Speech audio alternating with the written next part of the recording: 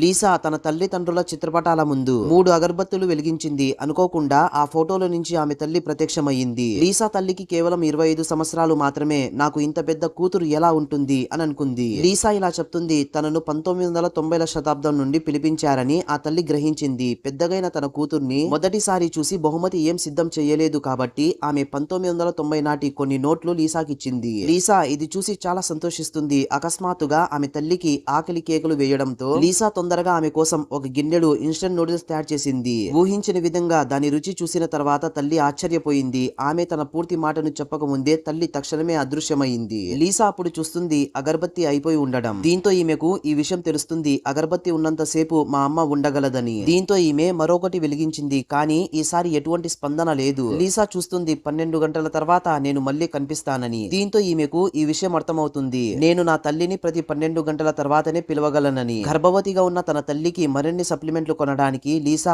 ఆ పురాతనమైన నోట్లు తీసుకొని ఒక పురాతన వస్తువుల షాప్ కి వెళ్తుంది. దుకాణ యజమాని ఆ వస్తువులని చూసి షాక్ అయిపోతాడు. ఎందుకంటే ఇవి 1990లో జారీ చేయబడిన చాలా విలువైన నోట్లు. దీంతో ఇతను ఒక్కొక్క నోటుకి 2000 యువాన్లు ఇస్తాను అని చెప్తాడు. లీసా అసలు ఇది నమ్మలేకపోయింది. తన తల్లి దగ్గర ఉన్న ఈ నోట్లు ఇంత విలువైనవా అని. లీసా టైం ని చూసి అగరబత్తిని వెలిగిస్తుంది. దీంతో తల్లి మళ్ళీ ప్రత్యక్షమవుతుంది. లీసా కోసం ఈమె ఒక డబ్బాలో పొలుసు పంది యొక్క స్క్రాప్ ని తీసుకుని వస్తుంది. లీసా ఇలా చెప్తుంది, అమ్మ ప్రజెంట్ ఈ కాలంలో ఈ జంతువుని వేటాడడం నిషేధం. ఇలా చేస్తే జైలు శిక్ష తప్పదని. దీంతో తల్లి నేను ఇంకొకసారి ఏదైనా వేరే వస్తువుని తీసుకొని వస్తాను అని చెప్తుంది. లీసా వేరే వస్తువులు ఏమి అవసరం లేదు, మీ దగ్గర ఉన్న ఆ నోట్లని తీసుకొని రండి, అవి చాలు అని. సడన్ గా మళ్ళీ తల్లి మాయమైపోతుంది.